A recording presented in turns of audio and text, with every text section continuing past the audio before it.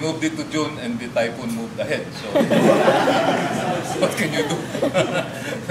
so we keep on moving it forward.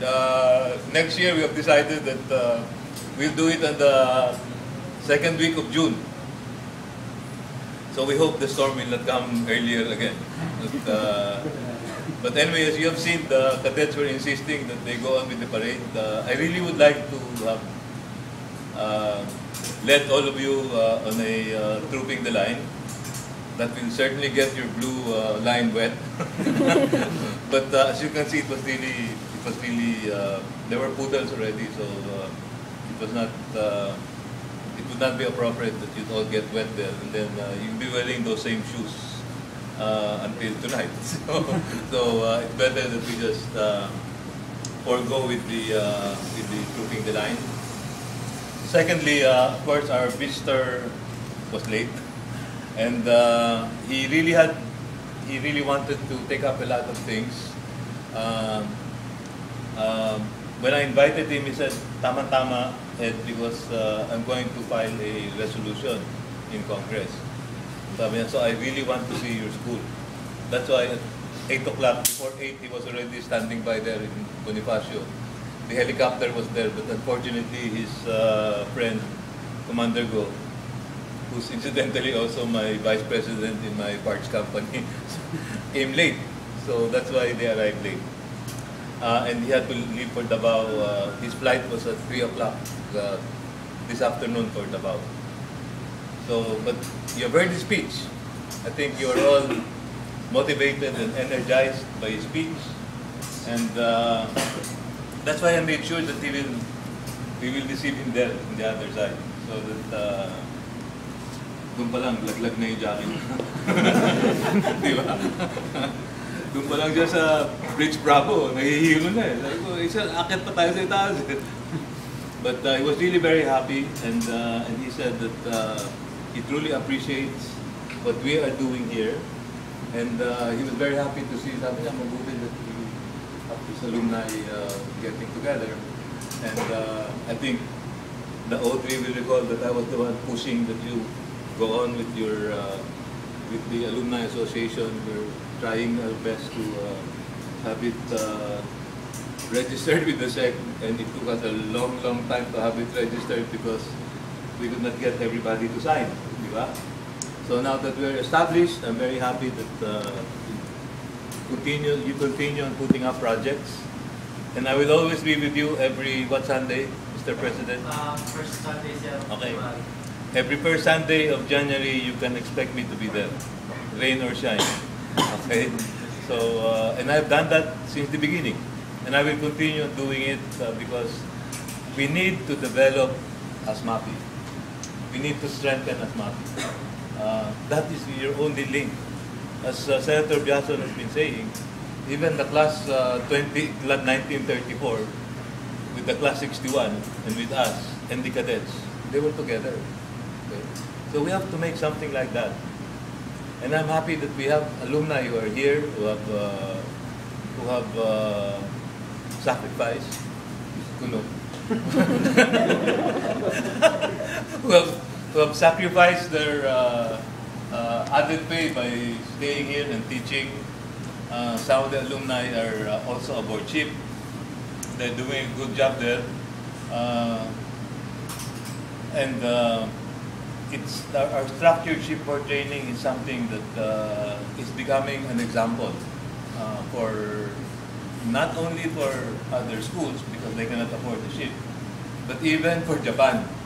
Okay, the Japanese inspectors are saying that probably NIST should be able to adapt some of the things that we are doing, which were all started by Miko here and Miko Legaspi and Nico Tolentino and the others who are there.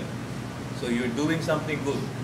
The alumni who are aboard ship, especially the alumni who are here. I just read the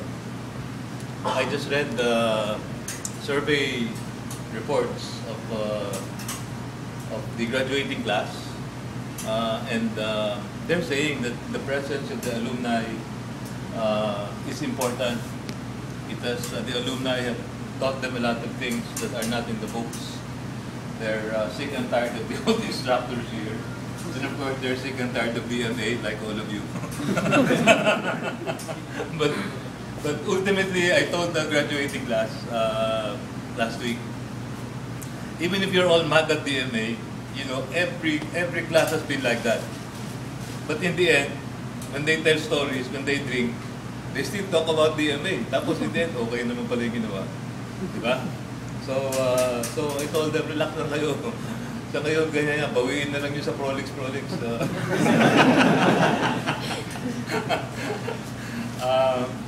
Okay, so what have we done? Last time, at the Kamaya Post, those of you who were there, we said that we have kept on improving and developing and building some more. Even if Captain Oka is not here, his spirit is still here with us. And I'm continuing to do everything that he's been doing. Unfortunately, I'm really very busy because I'm also Executive Vice President of AMUSUP. And if Dr. Oka is there, medyo relax ng konti. But if he's not there like now, he's been gone for the last 10 days. I have to keep on shuttling from Manila to Bataan. And of course, there are things in MAP that I'm not able to attend to right away. There are also things in Manila that I'm not able to attend to right away because of the distance. But anyway, I'd like to assure all of you that first of all, insofar as AMUSUP is concerned, we're moving on. You're all members of AMUSUP, and I'm talking directly to the IMEC and to IMAJ and to the other ship owners. And I try to follow the technique of Captain Oka. So they seem to be all relaxed and assured that we will continue on with what we have been doing. So essentially, insofar as AMUSUP is concerned, we're still going strong. We have 5,500 CBAs. If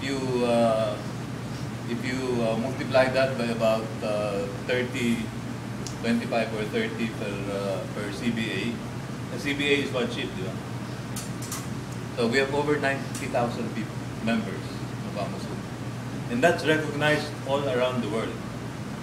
I attended the ITF meeting together with Dayan? Dayan? Top 5? Dayan? With Dayan de Mesa. And I can see that they really recognize and look up to AMUSUP, especially the seafarer section, because we are the largest. Wherever they go, no matter what, even in India, India looks up to us. And a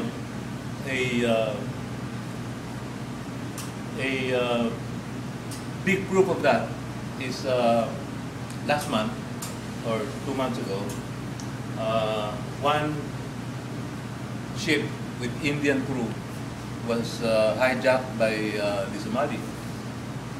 Okay. So the owner paid for the ransom, and the ship was released, but the Indian crew was held. Why? Because India was very active in prosecuting in court the Somali pirates. And all the Somali pirates that they have apprehended have been apprehended by the Indian Navy and the other navies there. The Indians took all of them and brought them to India and tried them in court there, and they're now in prison. Okay? So their relatives in Somalia said, we are not going to release these Indians until you release our brothers there in India. So it was a big confrontation. And of course, the Indian government would not negotiate. They would not negotiate. So the NUSI, or the National Union of Seafarers of India, called us up and said, we have to do something worldwide. I said, why? because they have not returned the captive, our crew. They have released the ship, but our crew is here. So what do you want us to do? As you all know, that I'm really lukewarm. You know that I'm really lukewarm when it comes to Indians. because they're getting all our officers' jobs, but and they're getting our chief superintendent jobs also. So I said, what do you want us to do?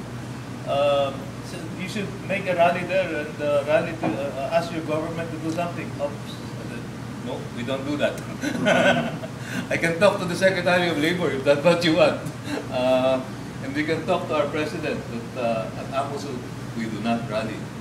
Okay, so he's called the others, and we had the teleconferencing meeting with US, with British, with Australian.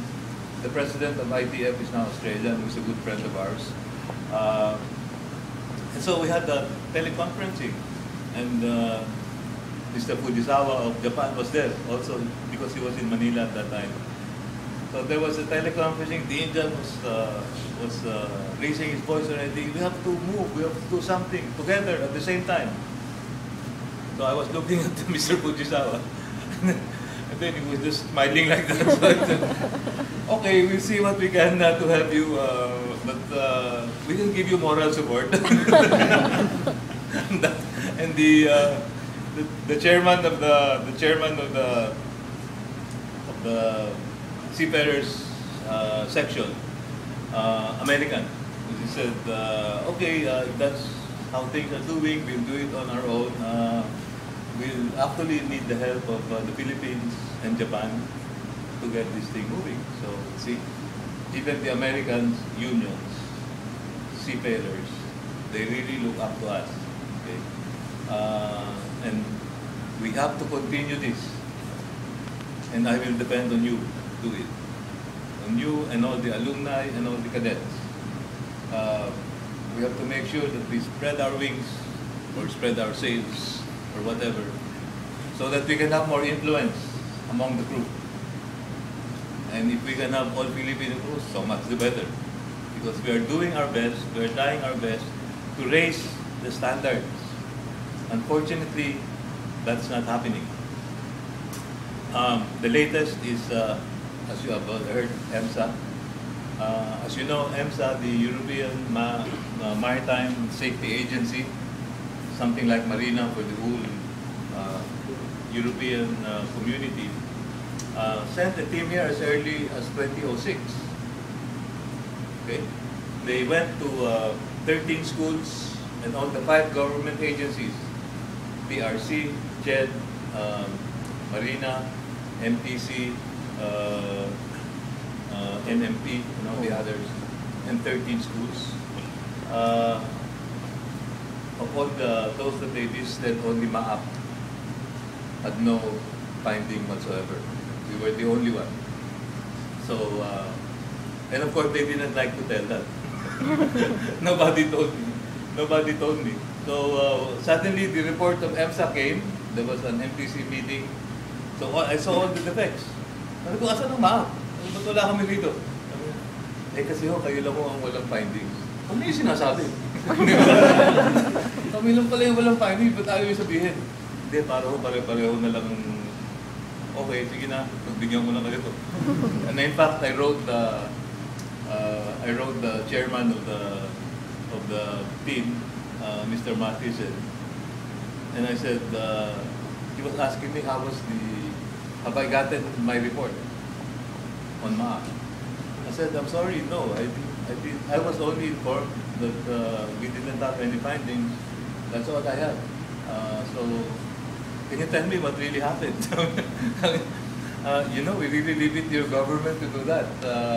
So, ganun, ayaw sabihin, di ba? But anyway, on our part, we tried to help. Marina called all of the schools involved except me. But I volunteered to be there. I said, ako naman tumutulong lang. Tingnan natin kung ano ba talaga yung diferensya. What's the big problem? Okay? Most of them have a QSS which they're not implementing. It's having cobwebs there in one of their bookshelves. They said that they have a management review committee, but they cannot show any minute that the management review board was actually working. Eh tayo dito kompleto eh. Everything is complete. So I said, yung meron daw silang equipment na hindi nagagamit. So And the standard answer of the schools for the certain equipment that they are not using, ang answer nila doon sa deficiency is to show the manual of exercises. Sabi ko, mali. Pag sinabi it's not being used, you should have a user's logbook to show that you are using it. Simple lang yan eh. Sabi ko, yun. So they have been correcting that, and at this time, there are still 3 who have not passed. And PMI has been issued a cease and desist order. That's PMI Cebu and PMI Quezon City and PMI, no, the one in Manila. They already have a cease and desist order. Effective 2012, they have to close down their school, their maritime department. So sabi ko sa dyan, ito ba totoo? Mangyayari kaya ito? Baka madaanan tayo ng TRO dito, wala rin naman mangyari. Di ba? And that's why I'm happy that Senator Piazon was there. As you heard him this morning, he's really going to insist that a closer look be given to the maritime institution. Okay. So what are we doing here in MAP? As I said, we have never stopped. It's just now a matter of trying to maintain. You see, we are moving very fast and the maintenance is lagging. Di ba? Kaya kung minsan may mga hindi ito na pinturahan dyan, nagrarally tayo, as usual. We were not expecting rain. According to the site prep committee, kaya ho yan, pipintahan natin lahat yan. Ay umulan ng umulan. So hindi napintahan. Di ba? Tapos maraming tulo. So we have to start fixing that again. But rest assured that when you come back again, mawawala yung tulo. Bumili na ako nag-order na ako ng rubberized coating, ganyan kapal. So that even if the roof will expand, mag-expand din yung coating. Pag contract din. So wala nang tulo. Hopefully. My joke has always been, lahat ng ginawa ni Boyet, lahat ng ginawa ni Boyet may tulo. Siguro siya meron din. Okay.